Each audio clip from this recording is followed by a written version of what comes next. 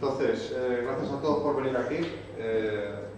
Tenemos de ponente a David Cabo, director de la Fundación Cibio, que creo que está haciendo un trabajo muy importante para luchar por la transparencia. Nos va a contar su trabajo en Open Data. Espero que os estimule mucho y que queráis trabajar también en Open Data, sobre todo hacer cosas como David. Como el otro día en la charla de Raúl Sánchez, hay que aprovechar la oportunidad y hacer las preguntas que sean necesarias, no os quedes con ninguna duda. Y bueno, yo iré haciendo un resumen por Twitter de las cosas que estamos comentando para que quede un poco constancia. Y de todas formas, al final de la charla, lo que hemos grabado quedará guardado en YouTube y publicaré luego el definitivo, que es el que está metido ahora. ¿De acuerdo? Bueno, pues sin más dilación, le cedo la palabra a David. Vale, pues esto ya me lanzo, ¿no? Sí, tira para adelante. No sé si se me ve la... Sí, se me ve ahí el... Va con un delay de unos 12 segundos. Me quedaré aquí y tal. Vale, pues buenas tardes a todos. Gracias, Jorge, por invitarme a contaros un poco lo que hacemos en Cibio. Bueno, no voy a hablar solo de Cibio, voy a hablar un poco del movimiento de datos abiertos. Voy a contar no solo un poco lo que se supone que tiene que ser, que es lo que se cuenta en todos los... La gente cuenta un poco la parte bonita y tal, sino voy a contar también un poco la parte más crítica o más... La parte que, digamos, no termina de funcionar o que no... La parte más fea, digamos, ¿no? Un poco la realidad de lo que se supone que tiene que ser frente a lo que es en la realidad. Y en concreto, nosotros en Cibio trabajamos en temas de transparencia pública, o sea, de intentar que las administraciones funcionen mejor.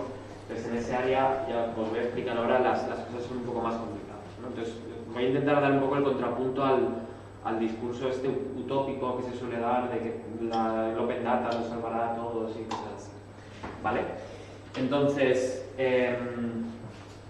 la cuestión es que los datos se venden como hay un discurso como muy utópico de que los datos, esta frase como muy típica de que los datos son el nuevo petróleo, el petróleo del siglo XXI, el no sé qué, tal cual, ¿no? Este, por ejemplo, es un ministro inglés que era como uno de los grandes defensores del movimiento de Open Data en Reino Unido y tal y cual.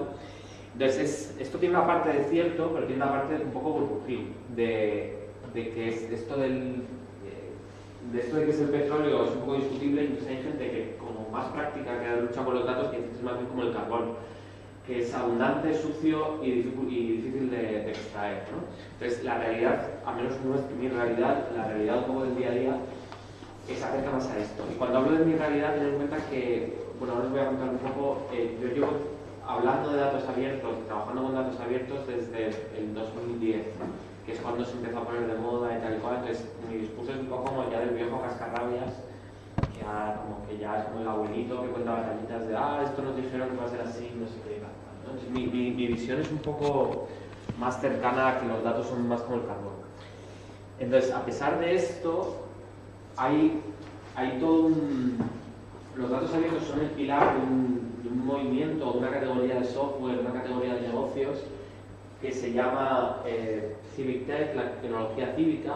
Entonces hay una serie de estudios, por ejemplo lo hizo la Fundación Knight, que es una de las grandes fundaciones, una de las grandes filantropías americanas, que se puso a investigar qué categorías qué tecnologías cívicas existían, qué empresas trabajaban en ellas, cómo estaban evolucionando, etcétera, etcétera, y encontró que había un montón de cosas, desde empresas que te visualizan información pública, empresas que te ayudan a que puedas mandar una reclamación a tu ayuntamiento, empresas que hacían plataformas de participación para presupuestos participativos. Hay un montón de empresas, entonces hay como una efervescencia, y sobre todo esto se veía esto creo que era el dinero. Bueno, no, esto es el número de empresas, no tengo el gráfico del dinero, pero cuando mirabas el dinero que recibían muchas de estas empresas, eran decenas de millones de dólares. Ya sabéis que en Estados Unidos es mucho más fácil que te caiga un saco de dinero. Entonces hay empresas que, por ejemplo, hacen webs para ayuntamientos para visualizar información que se han llevado pues desde 40 a 50 millones de dólares de inversores de venture capital, de Silicon Valley y tal cual. Entonces es una categoría que está creciendo mucho y que se supone que tiene mucho futuro, y uno de los pilares es el Open Data, ¿no? Entonces, pero es que os voy a contar un poco la parte más... Claro, entonces la gente cuando va a vender su idea de inversión lo pinta todo como muy bonito, pero ahora os contaré que la práctica es un poco más complicada. Entonces, creo que todos al menos tenéis unas nociones básicas de lo que es Open Data, ¿no? Creo que la definición de Open Data os suena a todos. Sí, entonces esto me lo pasaré un poco rápido, pero bueno, la idea es, si las administraciones públicas recopilan un montón de información para hacer su trabajo y dar servicios públicos, y al final del día no les cuesta mucho o no les cuesta prácticamente nada colgar esto en una web para que otros lo utilicen, ¿por qué no? O sea, tiene todo el sentido del mundo poner toda la información de las administraciones públicas, ponerlas en una web y que la gente los use y que puedan hacer sus aplicaciones y que puedan hacer sus cosas y tal. Bueno, entonces la idea básica es muy sencilla.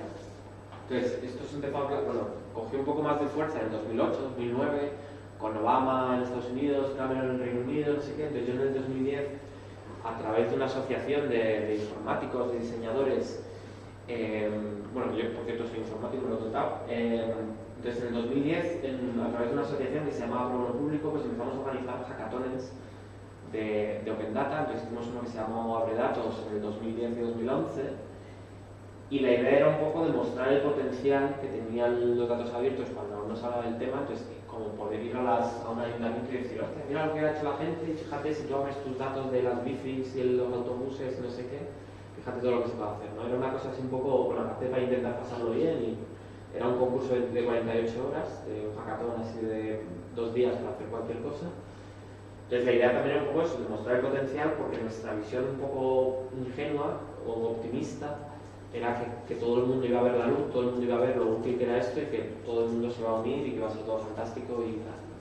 Entonces la gente pues hacía desde aplicaciones para encontrar parking, para saber dónde estaban las bicis.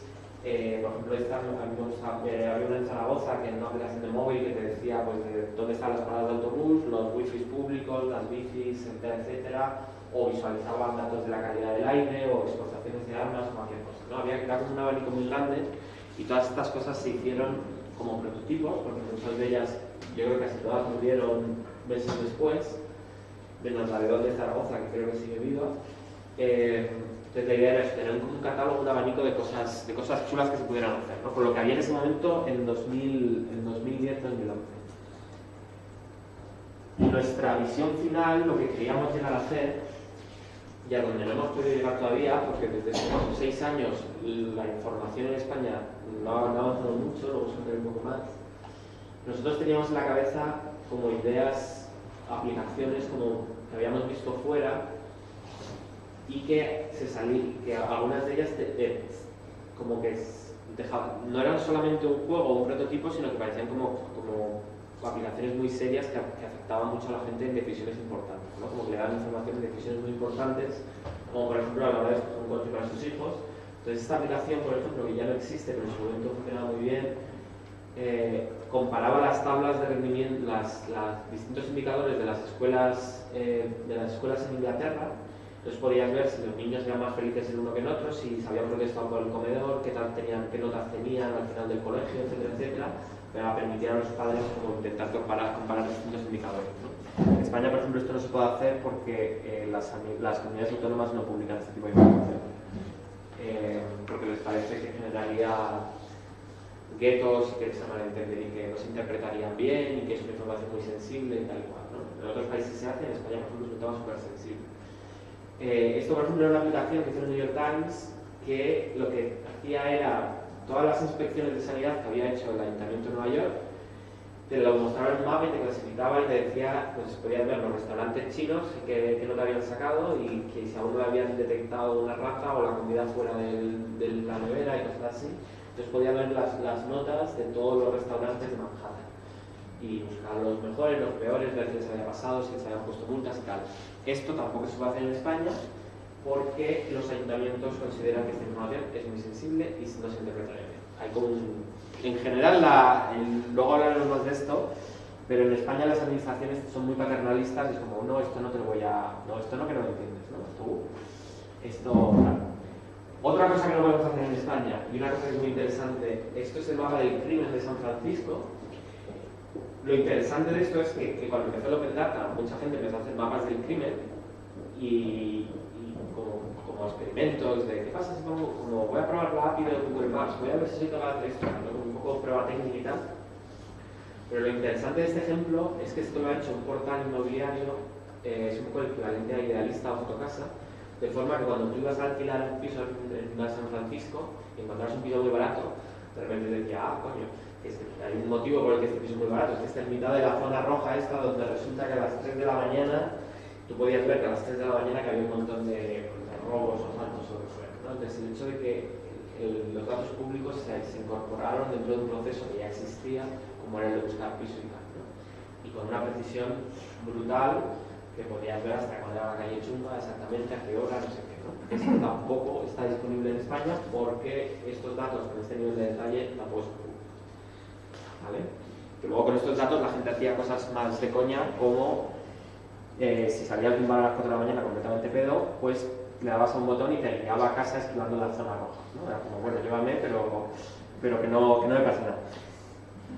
Y los datos abiertos no solo sirven para hacer webs y servicios y cosas así, sino que también se pueden usar para mejorar la eficiencia de los servicios públicos. Entonces, por ejemplo, nos gusta mucho este ejemplo que salió en el The Economist hace unos años, donde un grupo de estadísticos de ingleses con datos del sistema público de salud habían descubierto o habían analizado cómo se usaba una determinada medicina anticolesterol, creo que era el anticolesterol.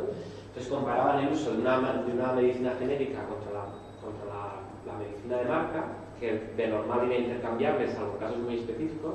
Entonces veían que había grandes diferencias, en unos sitios se daba más la genérica, en otros se daba más la de marca. Entonces decían, bueno, si los médicos fueran consistentes, hicieran esto bien y usaran solo la de marca cuando hace falta y tal, pues nos ahorraríamos no sé cuántos millones de libras al año sobre esta medicina, ¿no? Entonces puedes hacer este tipo de análisis gracias a que los datos son públicos y te permiten hacer pues, análisis complejos, ¿no? Esta información, con este nivel de detalle, tampoco es pública en España.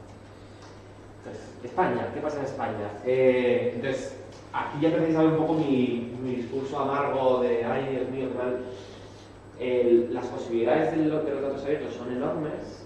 En algunos sitios van más avanzados y se han conseguido implementar algunas de estas ideas. En España la cosa está bastante peor, a pesar de lo que os pueda decir, ¿no? Yo vengo un poco a desmontar lo que os haya podido decir alguien del ministerio, porque si vais a cualquier evento de datos abiertos o de innovación en las administraciones públicas, no sé qué, el discurso oficial es que España lo peta, que España es como la potencia mundial.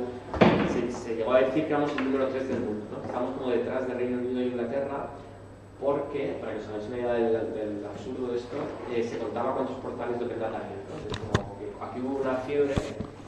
Esta foto es desde un aeropuerto, porque nosotros durante años hemos estado diciendo que había muchos portales de Open Data que eran como aeropuertos sin aviones, porque se gastaban todo el dinero en montar una web que se han llegado a pagar millonadas, como por ejemplo la web de Córdoba costó como $500,000 para hacer una web, $500,000 por una web de Open Data que al año cerró porque no renovaron el dominio y ese $500,000 desapareció, nadie sabe qué pasó.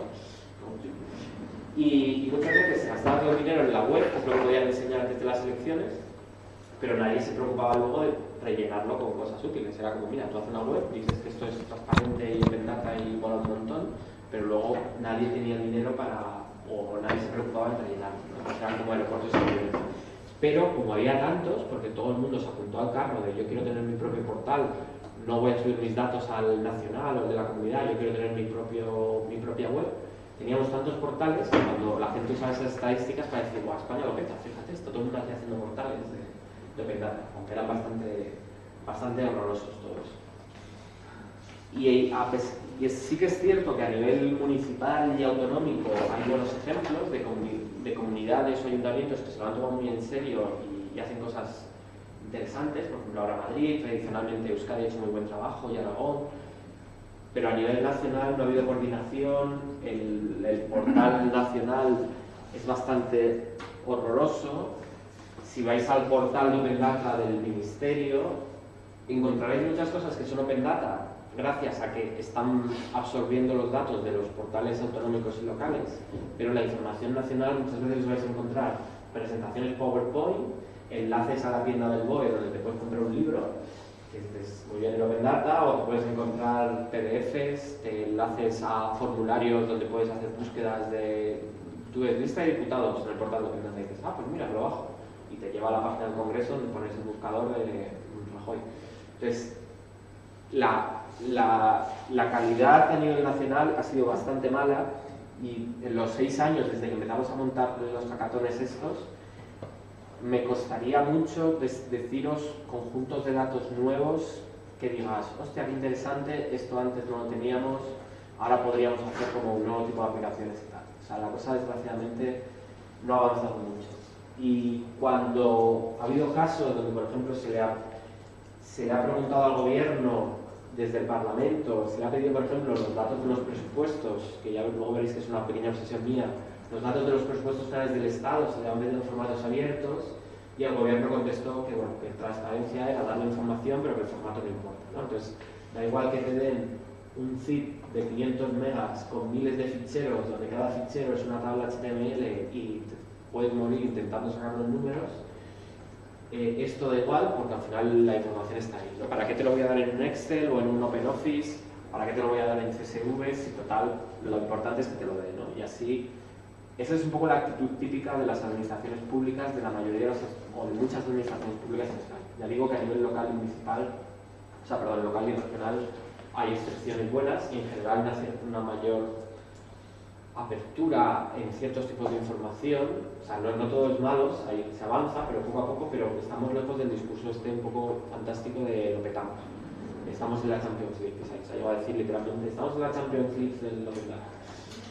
Y para que un ejemplo, por ejemplo, concreto de un poco la diferencia de concepción a la hora de publicar información, estos son, antes hemos hablado de crímenes, esta es la información que se publica en España sobre crímenes, donde cada trimestre, para cada provincia, se dice cuántos asesinatos ha habido, cuántos robos con fuerza y tal cual. Entonces te dicen, bueno, pues en Almería, en el primer trimestre del 2012 ha habido no sé cuántos asesinatos y el año pasado hubo tanto, ¿no? Y dices, bueno, eso es una estadística muy resumida, entonces esto es además esto se considera que es Open Data porque viene en un Excel, o sea, es información estructurada, con lo cual dices, ya está ahí estructurado, pues tú puedes saber cuántos asesinatos ha habido en Almería, Open Data y lo peto, ¿no? En cambio, esto es la información que publica, ahora no recuerdo si es Londres, sí, creo que era Londres, no sé si es Inglaterra o Londres, no, esto creo que es Inglaterra, ahora lo digo, pero bueno, básicamente, no, sí es Inglaterra. En Inglaterra puedes ver cada denuncia, cada incidente geolocalizado, puedes saber de cerca del metro de no sé qué, a las 3 de la mañana, a una persona le robaron con violencia y que denunció en la comisaría no sé qué y tal cual, ¿no? Entonces con esto tú puedes saber tendencias, puedes saber cuáles son las calles concretas que son peligrosas, puedes ver si hay un barrio que resulta que se está convirtiendo en un gueto porque a veces hay más violencia, etcétera, etcétera, ¿no? Entonces la diferencia es que aquí muchas veces se toma el atajo, es como decir, bueno, ya publico un Excel con 4 números y yo ya digo que esto es Open Data y ya está, me voy a la casilla y ya está. Mientras que en otros sitios intentan dar la información con la mayor granularidad posible, que esto permite hacer cosas completamente distintas. O sea, no puedes comparar esta información con la anterior. Y en concreto, en los temas que a nosotros más nos preocupan desde Cibio, que es nuestra obsesión particular, pues cosas como el registro mercantil, en España es comercial, tienes que pagar, no está abierto, mientras que en otros países tú te puedes descargar, por ejemplo, el registro mercantil británico, te conectas y te lo descargas entero con los nombres de todos los directivos, etcétera, etcétera, los administradores, mientras que aquí en España, pues no, tienes que pagar cada vez que accedes a una empresa, tienes que pagarle al colegio de registradores y tal cual, ¿no? Entonces, en la información, digamos, más política o más sensible, estamos muy retrasados. Por ejemplo, esto es el registro de visitas antiguo de la Casa Blanca, que creo que con Trump, de hecho, creo que esto lo han dejado de hacer. O sea, igual llegamos a alcanzar a Estados Unidos, pero no porque lo hagamos muy bien, sino porque Trump esté un poco ahí dejando las cosas peor.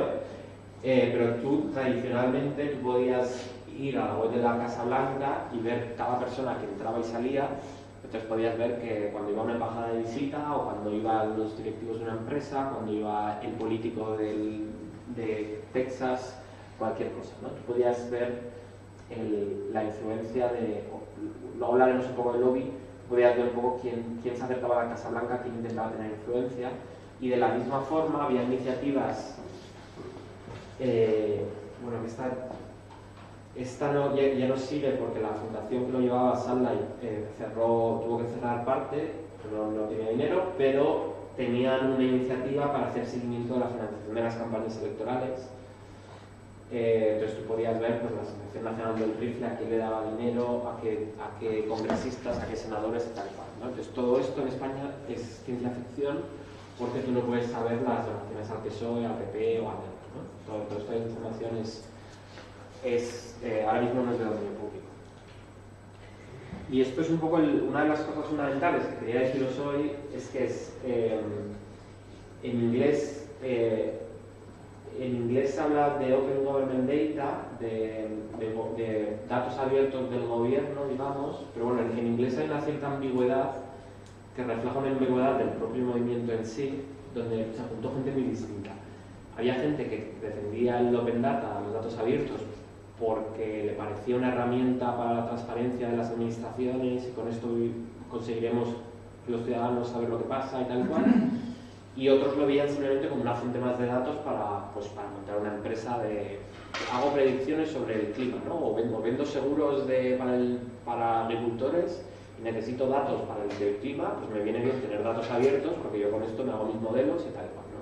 Entonces hay una visión como más de negocio que es totalmente defendible, pero había gente que solo se preocupaba del Open Data en ese sentido y otra gente que venía más del lado político, y tradicionalmente se ha juntado todo y a todo se le ha llamado Open Data, de forma que, pero es importante distinguir si el Open va con lo de gobierno o si lo del Open va con datos, ¿no? O sea, si realmente tu objetivo es que sea un gobierno abierto y esto genera datos, o si no, o que son datos públicos que tú te interesa que sea en un formato abierto, pero que te da igual que sea Gaddafi, mientras Gaddafi te publique los horarios de los autobuses en formato estructurado, pues bien, porque tú tienes una aplicación de dónde está mi autobús, y tú Gaddafi bien, porque Gaddafi tiene una API en JSON, y oye, Gaddafi de puta madre, 5 estrellas. Mientras que otra gente ve esto como una herramienta más política, entonces yo me sitúo más en este lado, Cibio se sitúa más en este lado, que vemos los datos como una forma de intentar abrir las administraciones para que la gente entienda, los ciudadanos entiendan más lo que pasa y tal, ¿no? Pues si os interesa más un poco esta distinción y tal, hay un paper que ahora no me acuerdo, pues podría decir el autor, hay un paper que un poco que vino a resumir esto, a aclarar un poco el barullo que se había montado de que a todos se le llamaba datos abiertos y había gente completamente distinta. Entonces se hablaba o sea, abajo eran los datos cutres, digamos, pues desde un horario de autobús impreso en un papel, papeles con información de financiación de partidos, hojas o PDFs escaneados y tal cual. Entonces abajo está la información mala, arriba tienes cosas técnicamente mucho mejores como feeds en tiempo real con los GPS de los autobuses, APIs que te permiten saber no sé qué, aquí todo está súper bien estructurado, en formatos abiertos, formatos linked data, donde aquí está referenciado un identificador único, no sé qué tal cual. Entonces es importante avanzar todo lo posible en subir hacia arriba para que la información sea más útil y se pueda utilizar mejor, pero también hay que distinguir entre la gente de datos abiertos que está más en este lado de service delivery, como de servicios públicos o de eso, me interesa el transporte, quiero hacer aplicaciones para decirte dónde están las bicis y el autobús, me interesa que este servicio o que funcione mejor o que yo pueda ofrecerte un servicio adicional por pasta o por voluntad o lo que sea. Y en el otro extremo está la gente que está más preocupada por la transparencia, ¿no? Entonces, desde financiación de partidos políticos, contratación pública, esta es la parte más de transparencia, y aquí tienes cosas como el transporte o agilizar los trámites, ¿no? Quiero abrir un restaurante, pues voy a intentar tener toda la información que necesito para agilizar esos trámites, ¿no? Es como más de desarrollo económico, que todo tiene sentido, pero que nosotros, la parte que os voy a contar también hoy es más de la parte más política. Y una de nuestras inspiraciones a la hora de montar Cibio era una organización británica que se llamaba My Society, que tenía un discurso sensato, digamos, en el sentido que no decía que la tecnología vaya a solucionar todos los problemas de la democracia ni nada, pero sí decían que puede reducir un poco la fricción, ¿no? De forma que si tú quieres hacer una reclamación o decirle al ayuntamiento que la farola no funciona y que fíjate cuando salgo aquí por la noche esto asusta porque no hay luces y se ha roto la farola, que tú en vez de tener que ir a una oficina de no sé dónde a poner una reclamación y un papel y no sé qué, pues que si hay una web donde tú desde el móvil o en el autobús dices, sacas una foto y la subes, pues que reducir esta fricción te permite mejorar los servicios públicos y mejorar el funcionamiento de la democracia, ¿no? Entonces nuestra idea es hacer cosas así. Ellos crearon herramientas que se siguen usando bastante. Tienen una, por ejemplo, que se llama Fix My Street, donde, pues eso, donde la gente podía hacer fotos de cuando había un bache, una farola rota y cosas así, y la administración tenía una visión global y la gente podía comentar y decir, sí, yo también quiero que salga esta farola y cosas así. Y tienen otra, por ejemplo, que se llama Trabajan para ti, de Work for You, donde que esta sería más que lo que hacemos nosotros, donde tú puedes poner el código postal de donde vives, entonces te salía tu diputado. Ya sabéis que allí es, bueno, si no sabéis, las circunscripciones son de un diputado, es decir, no es tanto Madrid como tal, sino esta parte de Madrid en concreto, entonces hay un diputado en concreto.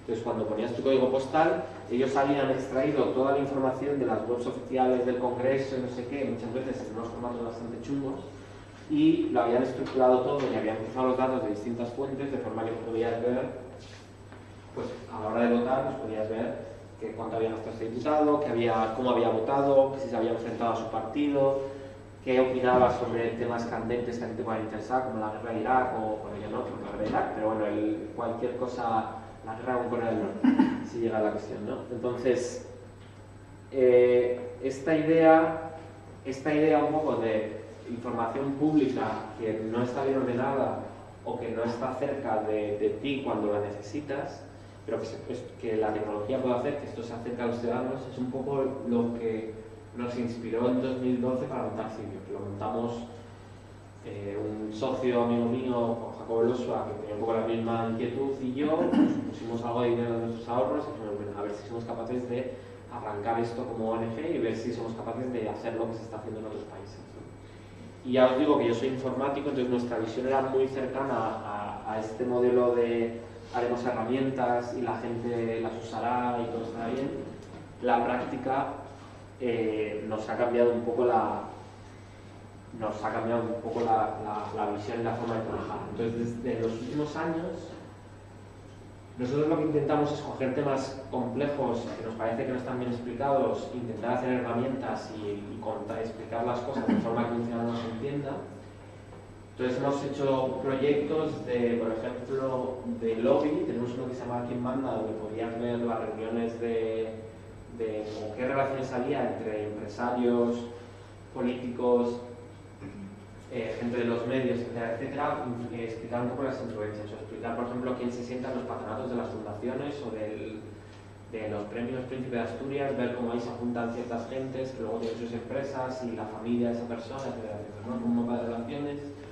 Hemos hecho proyectos sobre incendios forestales, España en llamas, hemos hecho uno sobre indultos, que vamos a contar un poco más, sobre precios de medicinas en el mundo y a veces contratación pública, ¿no? Por ejemplo, hemos hecho alguna cosa más, pero bueno, para que os hagáis una idea, cubrimos temas y casi todos estaban muy centrados en España en temas de transparencia, anticorrupción y cosas así, ¿no? Un poco la línea principal. A veces hacemos cosas un poco que se alejan un poco, pero la idea es esta. Y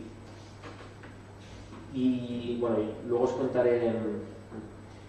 Y eso, somos un equipo interdisciplinar que nos hace bastante raros, porque no somos una ONG normal, somos una ONG bastante rara porque tenemos como un componente técnico muy fuerte, pero tampoco somos una empresa de software, sino que tenemos, ahora mismo somos 3 periodistas, 3 informáticos, incluyendo a mí, aunque yo no consigo trabajar a tiempo completo de informático. No soy director, también hago mucho de gestión y tal. Diseñadores no tenemos los contratamos cuando tenemos que hacer algo, y bueno, conocemos cosas estadísticas y tenemos amigos en la órbita estadísticos y cosas así. Ahora mismo somos 9 personas y somos una mezcla, ya os digo, de gente técnica, gente más periodística y tal. Porque, así como cuando empezamos, nosotros creíamos que los datos abiertos y que todas las herramientas web que bastarían y que simplemente haríamos webs y que esto conseguiría tener un impacto, en la práctica hemos tenido que ampliar lo que hacemos y cambiar un poco el enfoque, porque esto lo comento un poco al final, primero porque las administraciones públicas nunca van a publicar la información que nos interesa. Especialmente la que a nosotros nos interesa, que es la más chunga, que es la del lado de la transparencia, ¿no? Igual conseguimos que, o alguien consigue que todos los ayuntamientos publiquen sus horarios de autobuses en formato estandarizado y abierto, y algún día tú tendrás una aplicación que funcionará en toda España donde podrás ver los horarios de autobuses y tal, porque eso es algo que vende y que mola, es innovador y tal cual. Pero conseguir, por ejemplo, que un ayuntamiento te dé las agendas de sus concejales para ver con quién se han reunido, o la información de contratación pública de una forma ordenada y tal, eso nunca va a pasar. Eso requiere muchísima insistencia. Hay que obligarles un poco, ¿no? Hay que arrastrarles de la mano. Entonces, desde el principio tuvimos que hacer mucho activismo para que se aprobaran leyes que nos dieran el derecho a conocer cierta información. Luego comento un poco más en detalle. O sea, tú hace unos años, bueno, lo comento más tarde. Entonces, empezamos a hacer activismo y luego añadimos periodistas porque nos dimos cuenta de que la gente no va, que si simplemente pones la web ahí y asumes que la gente va ahí y intentar entender la información por sí sola, eso en la práctica no funciona. Luego os contaré algún ejemplo más. Pero que es importante poner la información en contexto y explicarle por qué algo es importante y sacarle el volumen de información. Tiene que haber alguna persona que se va a encontrar lo que es importante, lo que es raro, lo que es relevante, ¿no? Y los periodistas son capaces de hacer eso a veces muy bien. Entonces, os voy a contar como creo que os cuento 2-3 proyectos de lo que hacemos. Este que es más neutral, como más es solamente tecnológico, digamos, es una visualización de los presupuestos, ahora os explicaré. Y luego os contaré otro que es más periodístico, ¿vale? Que es más político, más de denuncia, digamos. Esto es más explicativo, por decirlo de alguna forma, y el otro es más de denuncia y tiene un mensaje como más político. Entonces, ¿dónde van mis impuestos? Surgió, de hecho fue el primer proyecto de Cibio en 2012, surgió un poco de mi frustración de no entender cómo se gastaba el dinero del Estado. Seguramente os suene, los presupuestos generales del Estado, veréis todos los años, veréis en los periódicos, en las webs, por todas partes, se monta un barullo bastante importante, afortunadamente a finales de año, octubre, noviembre, depende del año, este año va con retraso. Se habla mucho de los presupuestos, del Ministerio de Hacienda, no sé qué, tal cual. Entonces, los titulares intentan, o se supone que son informativos, pero en la práctica no se pueden entender, o no se pueden entender bien. Es decir, y estos son de distintos medios, cuando tú ves un titular que dice se van a recortar 6.000 millones de fomento, tú dices, esto es mucho dinero, pero no tengo ni idea de qué significa esto. Es decir, si tú no sabes cuánto dinero maneja Fomento en total, si tú no sabes cuánto dinero representa Fomento en el conjunto del presupuesto general del Estado, pues alguien sabe, por ejemplo, cuánto dinero maneja el Estado, cuánto dinero gasta el conjunto de la Administración Nacional, digamos, la central. ¿Tenéis una idea? No. Son 300.000 millones de euros, ¿vale? Entonces, que también es un número que dice, pues, no sé, me parece mucho dinero, ¿no? Pero es como, yo qué sé, o sea, comparar 300.000 con 400.000 millones es como, no sé, entonces, con estas cifras de miles de millones, de muchos ceros, es muy fácil perderse, ¿no? Entonces tú no puedes saber si esto es muy importante o no, o cuando sale el ministro de Hacienda y dice vamos a subir un punto el IVA o no podemos bajar el IVA del cine porque supondría 400 millones. Y dices, hombre, 400 millones, pues parece dinero, pero es que no sé cuánto es la recaudación del IVA. Pues no lo sabes. ¿Es el 60% de lo que cobra el Estado o es un 5%? O sea, ¿cómo importante es, ¿no? Entonces, o por ejemplo, este titular era curioso porque decía el gasto del paro baja por primera vez en 8 años. Esto era como en 2012, así esta transparencia de más años de mucha habilidad. Claro, bajaba por primera vez, pero seguía siendo como el doble que hace 4 años, ¿no? Que 4 años antes. O sea, había pasado algo de 100 a 200 y luego bajaba a 190 y era como, pues baja, y esto ya vamos bien. Entonces, estos titulares, si tú no tienes una referencia, tú no tienes una visión global, tú no puedes saber realmente que te estás un poco a merced del titular, estás un poco a merced de lo que te quieran contar. Entonces, yo quería, también muy inspirado por lo que había visto en otros sitios, en otros países, yo quería ver si era capaz de mostrar un poco, bueno, pero ¿dónde va el dinero, no? ¿Qué pasa con todo esto?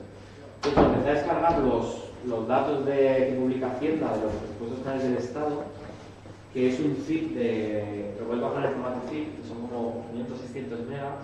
Entonces son miles y miles de ficheros con unos nombres bastante rebuscados que tienen su lógica, al final luego descubres, luego al final consigues ver el sentido de todo esto. Entonces son miles y miles de ficheros donde cada fichero HTML es una tabla además con un código horroroso o como que parece autogenerado o que parece como encriptado porque tiene los nombres de las clases CSS tienen como 60-70 caracteres y códigos como aleatorios, una cosa loquísima. Entonces cada fichero es una tabla donde puedes ver el Instituto de la Mujer en este programa concreto, no sé qué, mirando desde este ángulo o hasta esto. Y lo que tienes es como un puzzle de miles de piezas. Entonces es verdad que toda la información está aquí, pero claro, está de una forma donde una persona normal no tiene ni idea. Luego además es muy difícil tener una visión global y además esto es un año concreto, pero tú lo que quieres muchas veces es comparar con otros años para ver. Es decir, tú no sabes si es normal o no que se gasten 10 millones en una cosa, pero puedes ver si hace 2 años eran 20 millones o eran 2 millones, pues ya puedes empezar a ver algo y decir, bueno, esto no es normal, ¿no? Y no se trata tanto a este nivel tan alto. Una de las cosas que me preguntaban al principio cuando lancé la web era, ¿has detectado corrupción? O sea que obviamente a este nivel tan alto no se trata de ver corrupción, se trata más bien de ver las prioridades de un gobierno frente a otro y de ver si están recortando en investigación y desarrollo o lo que se preocupe, ¿no? En cultura o en defensa o lo que sea, ¿no? Es un poco ver las prioridades y ver cómo van cambiando las cosas. A este nivel no puedes ver realmente corrupción. Y no se trata de eso, se trata más bien de entender un poco lo que pasa. Entonces, con todos esos datos, una vez que consigues sacarlos, hemos hecho una web que ya lleva unos cuantos años funcionando, se llama Donde van mis impuestos, donde tú puedes ver desde una visión global del gasto, donde puedes ver qué parte va a pensiones, qué parte va, bueno, que esta es la parte más gorda, las transferencias a las comunidades autónomas, pago de deuda pública, luego por aquí verías, pues que sí, infraestructura, defensa, este tipo de cosas. Entonces puedes ver una visión global muy rápidamente. También una vez que entras en una partida o una política, bueno, puedes bajar en varios niveles, hay como varios niveles de agregación, está todo explicado ahí. Entonces puedes ver, por ejemplo, cómo ha evolucionado pensiones o cultura o cine o lo que sea, ¿no? Y también puedes ver los ingresos, de forma que también puedes ver pues, qué parte viene del impuesto de la renta, qué parte viene del impuesto de sociedades, qué parte viene del tal cual, ¿no? Y puedes ver desde el 2008 creo que es, desde el 2008 hasta el 2017, pues puedes ver cómo va evolucionando todo esto. Y una cosa que queríamos hacer, y que una cosa muy importante a la hora de hablar del presupuesto público, es las cosas que están transferidas a las comunidades autónomas, cosas como sanidad y educación. Entonces, el Estado simplemente les pasa el dinero y las comunidades se encargan de implementar la sanidad y la educación. Entonces, nos queríamos bajar al siguiente nivel. No es fácil porque no hay open data, básicamente. Cada administración publica los presupuestos un poco como le viene, generalmente en unos PDF bastante horrorosos, que la estructura económica es la misma, pero cada uno publica un PDF distinto, un poco infernal. Es decir, no hay un formato común, entonces no puedes simplemente coger datos de 17 webs y juntarlo y decir, mira, esto es lo que es. Te tienes que limitar a un resumen que publica el Ministerio con solo como los 4 números más gordos de arriba. Entonces con esto hicimos un mapa y desde el principio lo dejamos ahí. Y estamos un poco frustrados porque, claro, cuando los temas que le interesan a la gente, como sanidad y educación, no están en el nivel de los presupuestos generales, sino que están en el nivel de las comunidades.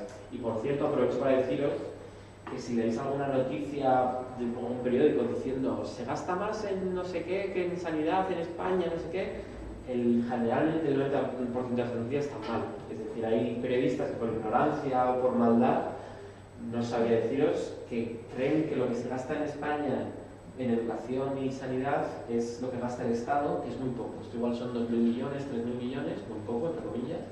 No están las becas y cosas así.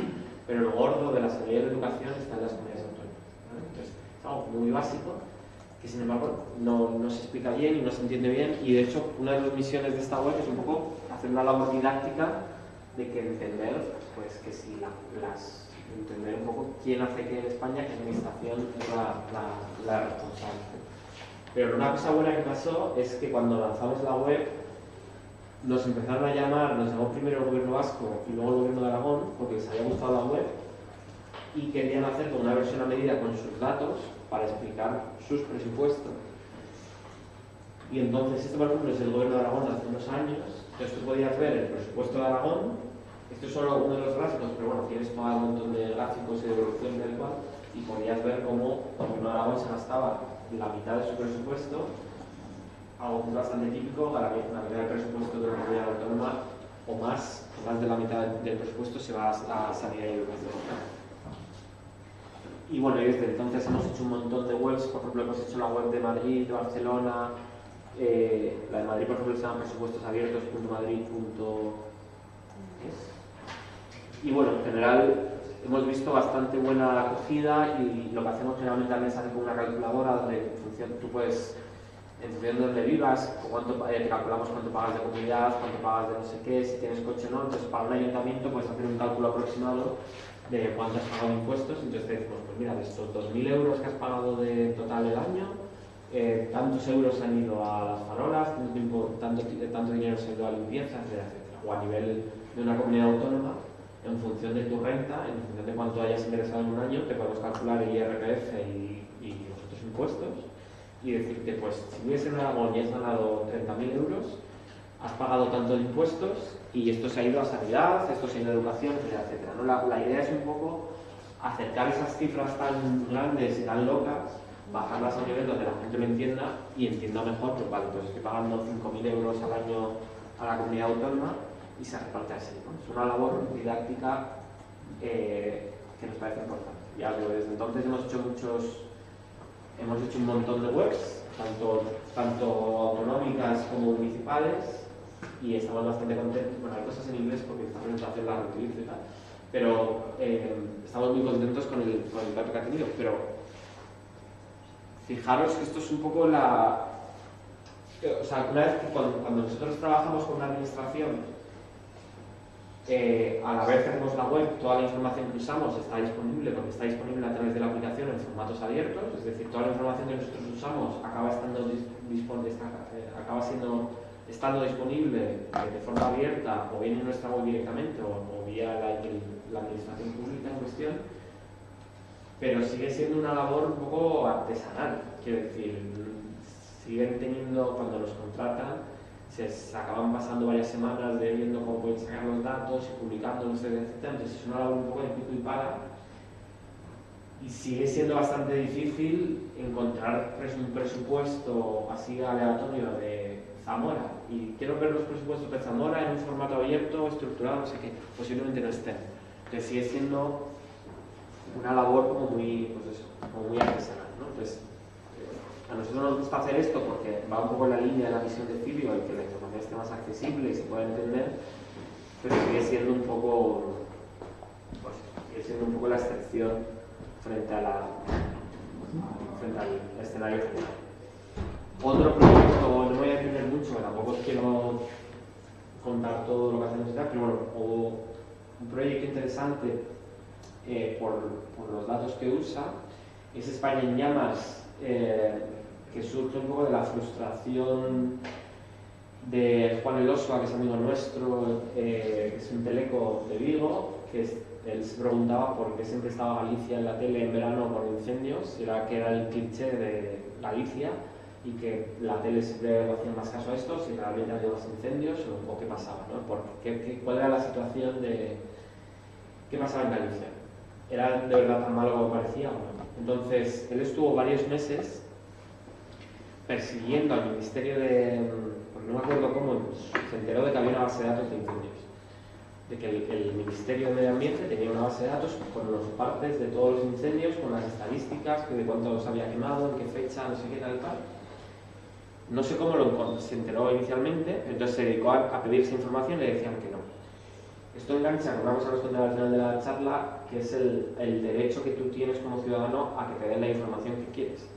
Entonces él tuvo que luchar un montón, tuvo que protestar en Europa. Europa le escribió al ministerio diciendo, oye, que le tienes que dar la información porque hay una directiva europea de información medioambiental, no sé qué. Entonces, después de bastante pelear, le dieron una base de datos enorme con, no sé si eran no sé cuántos miles de incendios. Bueno, había como 187.000 incendios. Nosotros mostramos solo los de más de 100 hectáreas porque si no petaba un poco.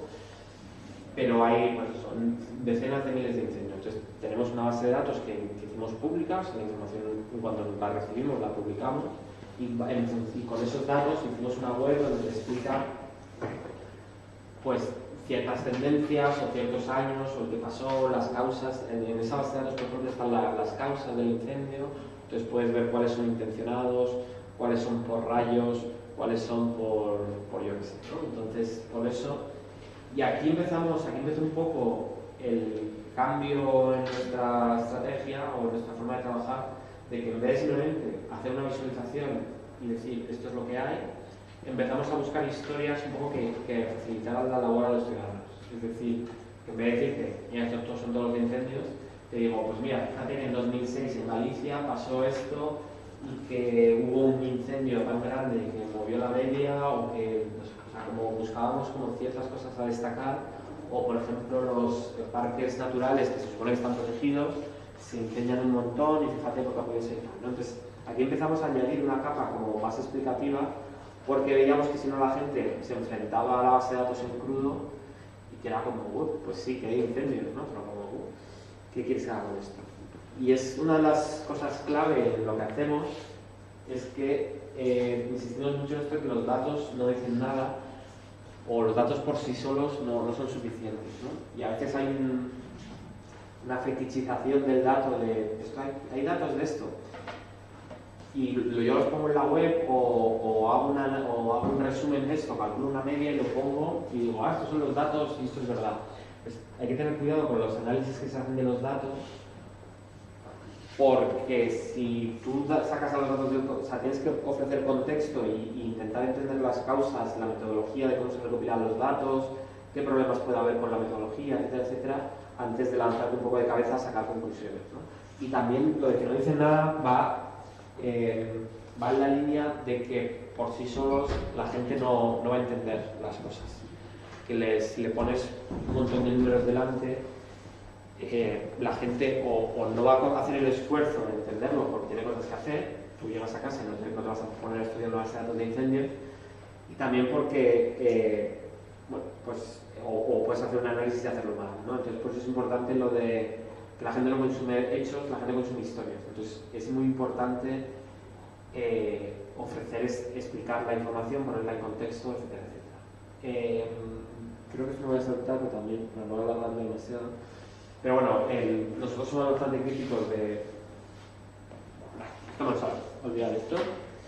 Pero os voy a contar el proyecto que os quería contar un poco más en detalle, porque resume bastante bien cómo trabajamos, cómo juntamos la parte técnica y la parte periodística y la parte un poco de activismo, de incidencia política, de incidencia un poco de impacto. Es el indultómetro. Entonces, el indulto en España está regulado por una ley del siglo XIX que da básicamente un poder absoluto ahora mismo al gobierno, en su momento era el rey, creo. Sí, creo, no estoy seguro. Pero bueno, ahora mismo es al gobierno, entonces el gobierno tiene la potestad de indultar, sacar de la cárcel a cualquier persona sin justificar, ¿vale? Y tradicionalmente ha habido indultos bastante polémicos, por no decir otra cosa, donde se ha indultado pues, a todos los condenados por el GAL, por el terrorismo de Estado, se les indultó en tiempo récord, a unos Mossos de Escuadra que habían torturado a una persona en Barcelona, además una persona equivocada, que aunque no debería ser excusa, pero estaba más equivocado de persona, cogieron al tipo equivocado y le torturaron. Hicieron barbaridades en la comisaría y les indultaron 2 veces. Y por ejemplo al consejero delegado del Banco Santander, que tiene una historia fascinante, que no puedo contar en todo su esplendor, pero básicamente falsificó documentos cuando era director de Banesto, para hacer que la gente devolviera un crédito, unos empresarios, falsificó papeles, consiguió que le metieran en la cárcel con la ayuda de un juez corrupto, y cuando se descubrió todo el melón, estuvieron 10 años intentando condenarle, llegaron al Supremo, pasaron 10-15 años, al final le condenan a 6 meses, y entonces fue indultado por Zapatero en el último Consejo de Ministros, cuando ya había perdido las elecciones.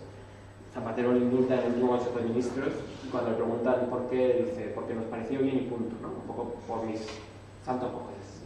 Aunque bueno, estamos grabando, pero bueno, es un poco... Entonces la sensación de impunidad y de arbitrariedad nos parecía bastante insoportable, entonces queríamos hacer un proyecto para intentar saber qué pasaba con todo esto.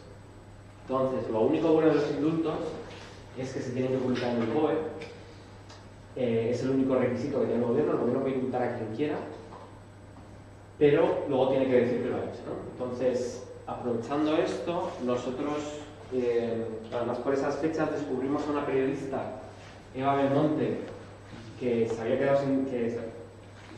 quedado sin trabajo, trabajaba en El Mundo, le echaron en un ERE, entonces dijo, bueno, para estar en casa esperando a tal, pues mientras tanto voy leyendo el Boletín Oficial del Estado porque me parece una fuente interesante de noticias además como basadas en hechos muy concretos y tal y cual. Entonces ella publicaba una serie de noticias, incluyendo noticias sobre indultos. Ya lo que hacía era, y esto es un poco el periodismo tradicional basado en casos concretos, de tú descubres que hay indultado a un tipo que tiene un nombre, te buscas la sentencia, intentas descubrir qué pasó, por qué lo habían condenado. Entonces ellas, cuando veía que uno de los casos era relevante, pues porque era un empresario, un político, o porque era un delito particularmente sangrante, digamos, pues entonces ella publicaba una noticia explicando, pues fíjate que han indultado a esta persona, que por ejemplo indultaron a una guardia civil que iba con un amigo en un tren y en el tren empieza a abusar sexualmente de una chica o a perseguirla, a acosarla y tal,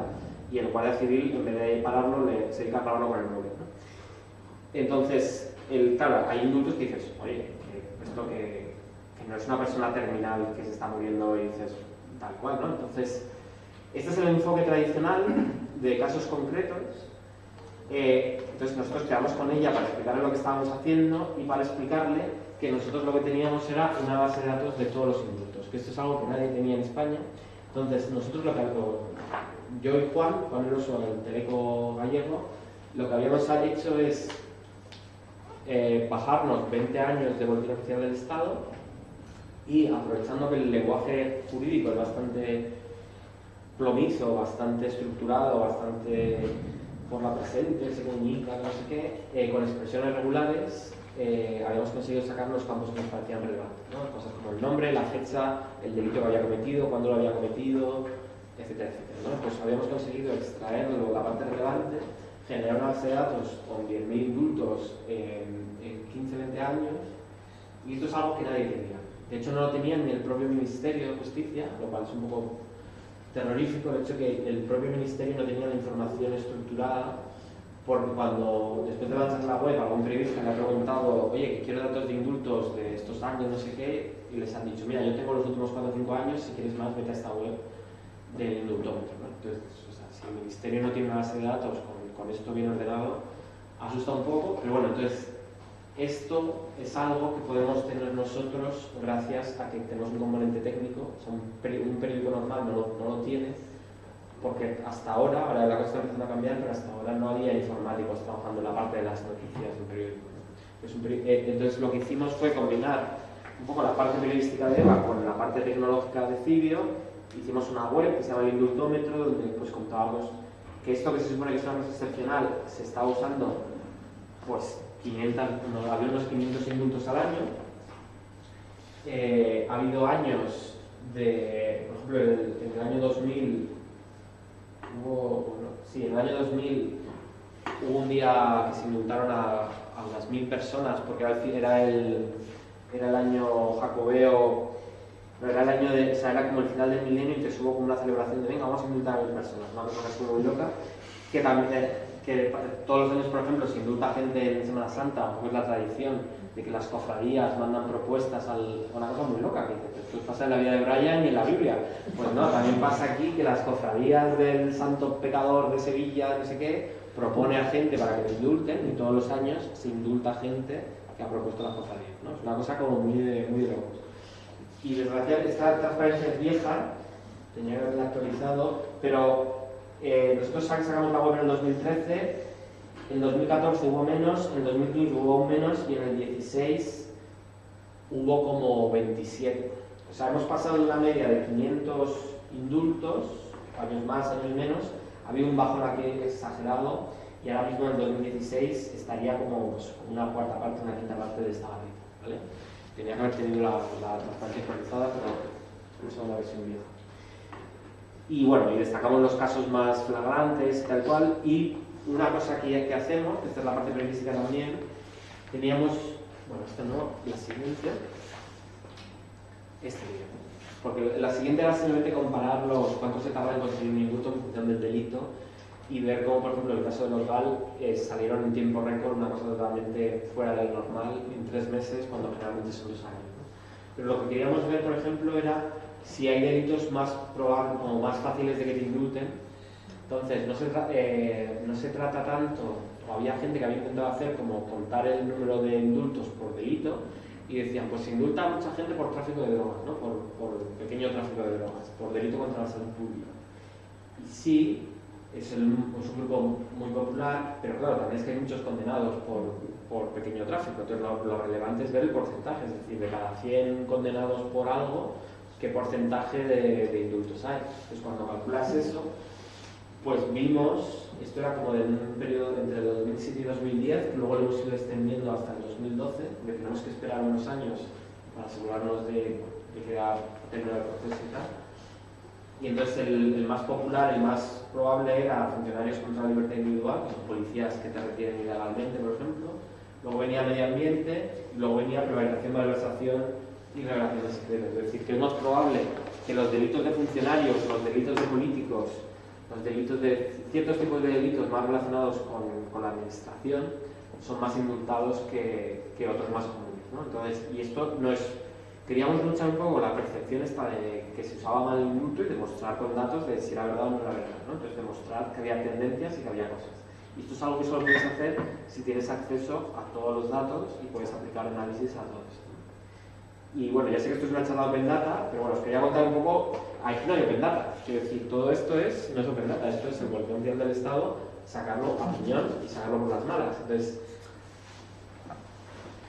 esto debería ser Open Data, porque estas estadísticas deberían publicarse proactivamente, pero esto es algo que deja mal a la administración y que nunca te van a dar bien, limpio y tal cual, siempre vas a tener que luchar. Y por eso cuando mi discurso con la Open Data es un poco crítico, porque al final información que es pública y que debería estar disponible fácilmente, implica muchísimo trabajo y implica sacarlo por las manos. Y nuestra experiencia es eso.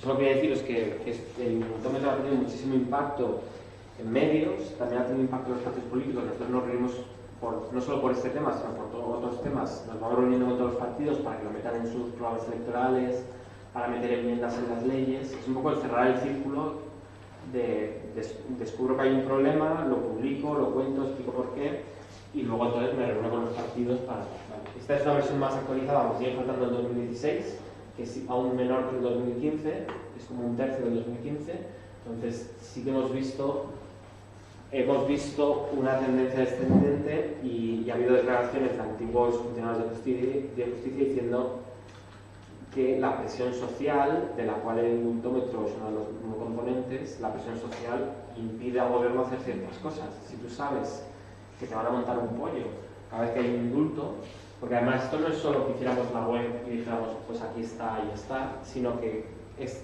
todas las mañanas Eva se lee el BOE, o que sigue haciendo el BOE esto cada día. Entonces si hay un indulto, nosotros somos los primeros en saber qué ha hecho esa persona indultada, descubrir toda la historia y tal cual, y somos los primeros en publicar un poco la explicación, y hemos destapado bastantes, hemos sido los primeros muchas veces en indultos que han tenido mucha repercusión social. Entonces nos aseguramos de que los indultos no salen gratis, que hay un coste político en indultar a alguien, porque estamos ahí montando el pollo básicamente, ¿vale? Y como sé que muchos de vosotros venís del máster de Internet de las Cosas, esta no es mi especialidad, pero quería meter como una parte final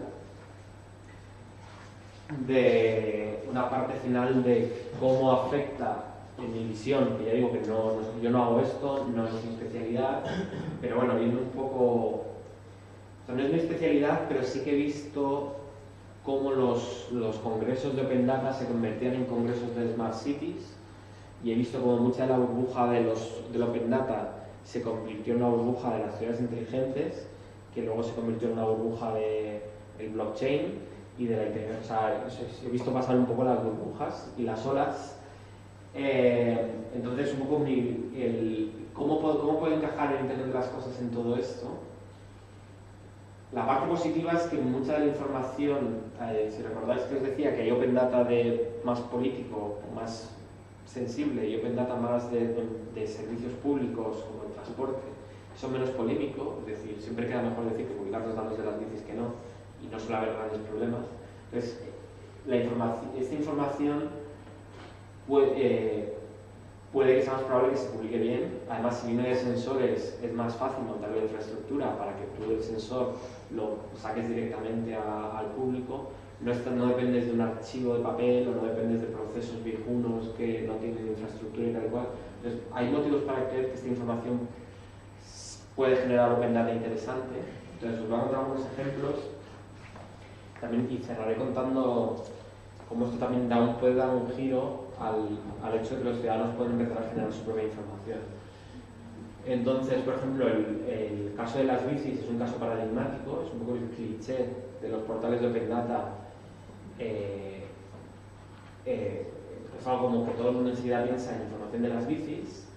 Entonces, a veces es simplemente información de dónde están los puntos de las bicis, pero bueno, si tú tienes sensores, que tienes que tenerlos, si tienes un sistema medianamente decente para saber dónde están las bicis, tú puedes, toda esta información de los sensores de cada estación de bicis, hacerlo público, y puedes publicar APIs. Algunas ciudades en España ya lo están haciendo, y puedes tener información en tiempo real de dónde están las bicis incluso en Coruña, no sé si han llegado a publicar la información, pero yo estuve en un hackathon donde tenía esa información, y en otras ciudades seguro que se ha hecho que tú, no es solo que sepas cuántas bicis hay en cada sitio, sino que también puedes saber que una bici que alguien cogió aquí, la dejó aquí 10 minutos después, ¿no? O sea, también puedes hacer un poco de trazabilidad de las bicis, pero esto genera muchísima información que te puede servir simplemente para saber dónde hay la bici, o también para ver tendencias de tráfico o qué sé yo.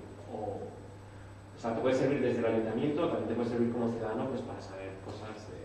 Puedes montar hasta un juego de una competición donde te den puntos por ir a dejar la bici en un sitio, no sé qué. Entonces, hay mucha información de bicis en todo el mundo. Esta web, que la hace un chico español, yo creo que es de Madrid, no estoy seguro, o sea, es un chico español, no estoy seguro de dónde es.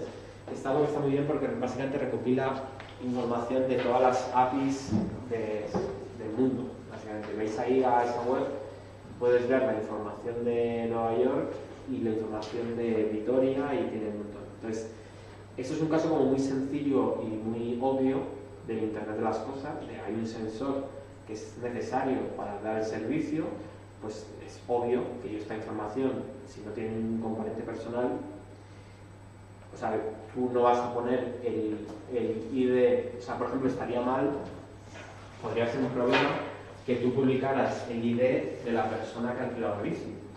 Porque te dices, bueno, pues es un número random, yo no sé quién es esa persona. O sea, ya que pongas el nombre y apellidos, yo creo que a nadie se le ocurre, ¿no? O sea, es obvio que no vas a poner el nombre y apellidos de quien ha cogido la bici, pero aunque pongas simplemente el ID, tienes que pensar bien cómo lo haces, porque si yo, por ejemplo, soy un novio celoso y sigo a mi novia y veo que coge una bici, y entonces tú luego publicas los movimientos, yo sé que mi novia a las 9:05 de la mañana en el barrio de Salamanca aquí coge una bici, si yo luego voy a la base de datos, yo puedo descubrir entonces el ID del carnet de bicimad de mi novia.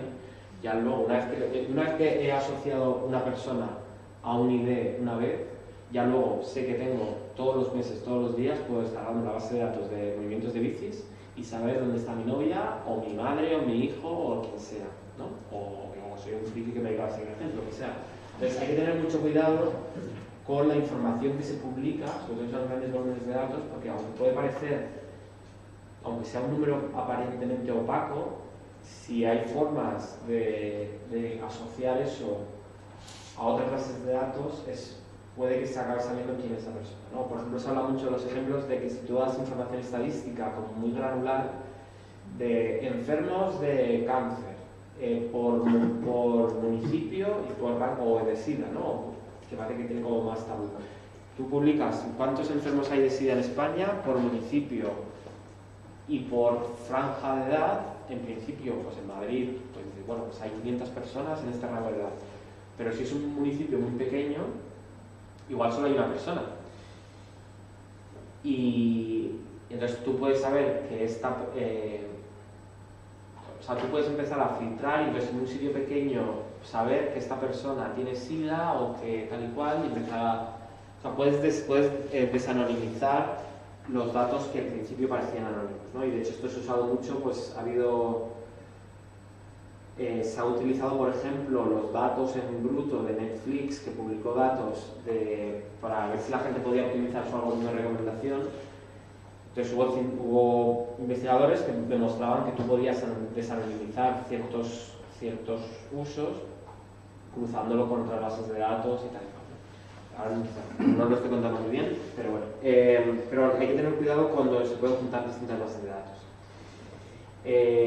Otros casos de Internet de las cosas y tal, a veces los vehículos públicos tienen GPS y entonces eso también genera un montón de información que tú puedes abrir, y esto encaja bastante así como de las bicis, con todo este tema de ciudades inteligentes, que a ver, las ciudades inteligentes a veces se quedan un poco en el rollo así difuso tal y cual para que estén aplicaciones prácticas.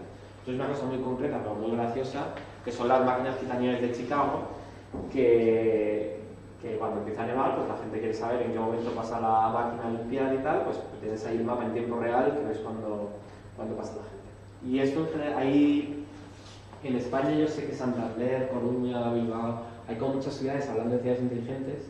Como no es mi tema, yo no me atrevo a decir hasta qué punto lo hacen bien o mal, no sé cuál es mejor ni cuál es peor. Así que hacen cosas, pero no sé, no tengo una opinión sobre el tema.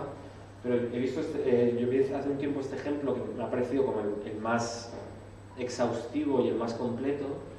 Esto es un proyecto, una especie de experimento de Newcastle, en el observatorio urbano, donde tienen un porrón de sensores por todas partes, y no solo que los tengan, sino que además,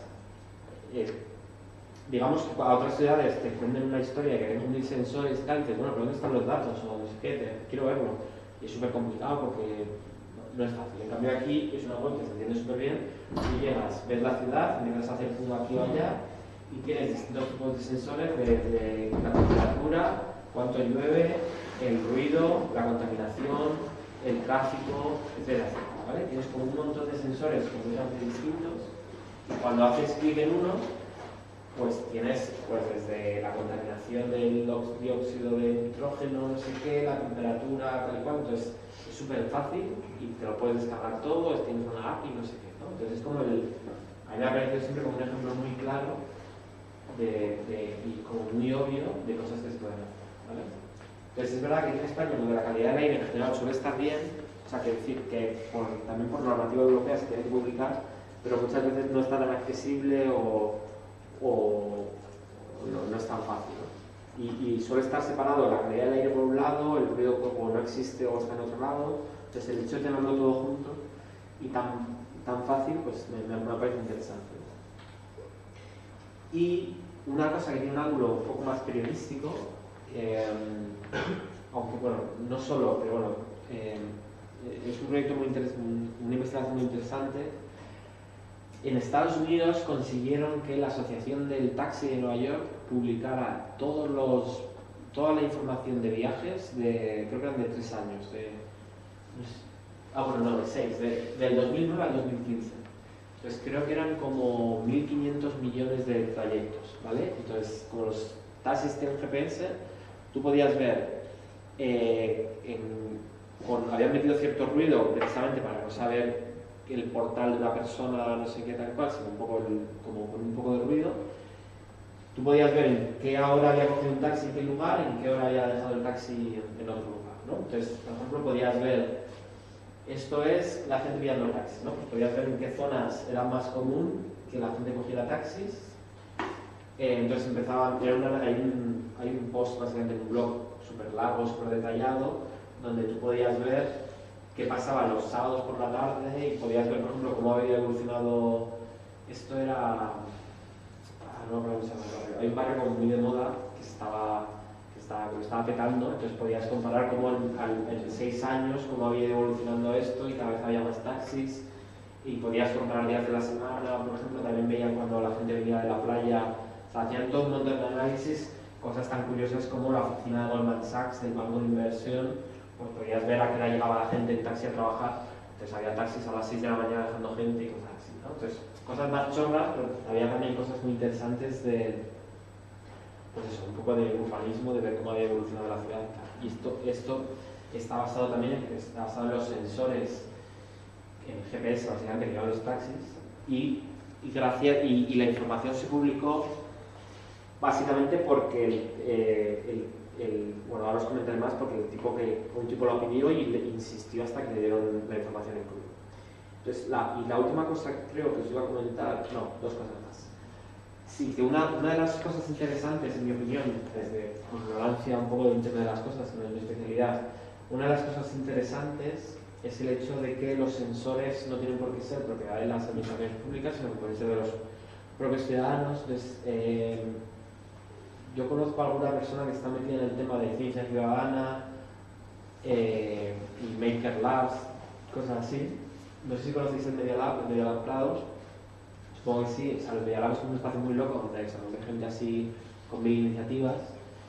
Y entonces yo sé que hay gente ahí como trabajando que de vez en cuando han quedado o que han momentos puntuales, por ejemplo, para desarrollar, por ejemplo, sensores de calidad del aire, ¿no? De forma que cada uno se pudiera hacer su propio sensor y lo pudiera poner en su portal en Madrid y tener su propia información de contaminación en una calle concreta y no depender solo de los 8, 10, 12 sensores que pueda tener el ayuntamiento, ¿no? Además, si no te lo crees, si tú eres escéptico y dices, yo no me creo, o han movido el sensor, o lo han puesto en mitad del parque, o no sé qué, no, esta información no es real, pues mira, voy a poner yo mi sensor casero con todas las limitaciones que se pueda tener, me hago mi sensor, lo pongo en la calle, esta información la puedo publicar en una web colectiva, no sé qué. Entonces tú puedes construir tus propias, para algunas cosas puedes construir tus propios sensores, ¿no? O de tráfico, o de ruido, en este caso era la calidad del aire, y no sé si siguen trabajando en ello, pero yo sé que durante un tiempo estuvieron muy activos, pues eso, diseñando el sensor y viendo crecer.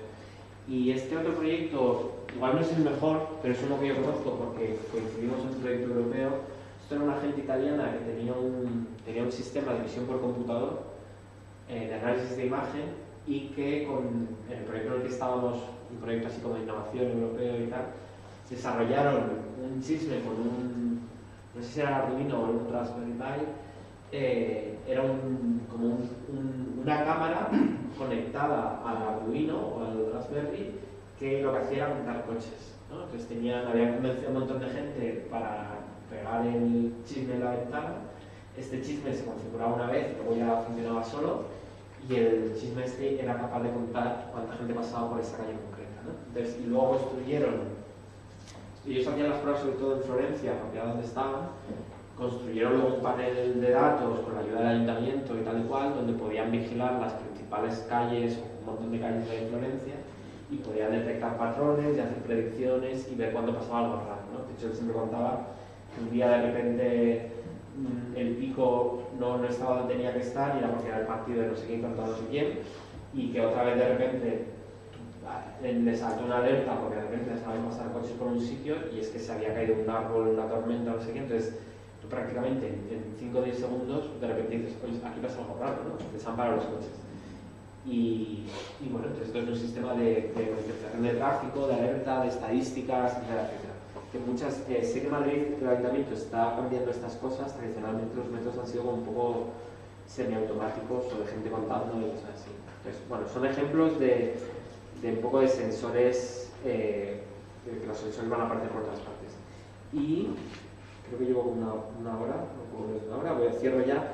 Lo último que quería deciros es que la información, un poco el mensaje más activista, digamos, que tenemos nosotros en Cibio, que toda esta información es nuestra, son nuestros datos, Y es un poco lo que os comentaba al principio de la diferencia entre la visión que teníamos al principio, un poco utópica, de esto es algo obviamente bueno y por tanto las administraciones lo van a hacer y van a publicar Open Data y van a publicar la información de sus sensores, y la realidad donde la información que les deja mal no se publica de forma automática, ¿no? Es como no de forma proactiva.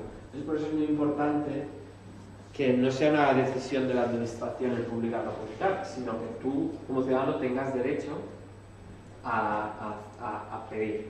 Entonces, esto es algo que existe en prácticamente todos los países de Europa, en muchos otros países.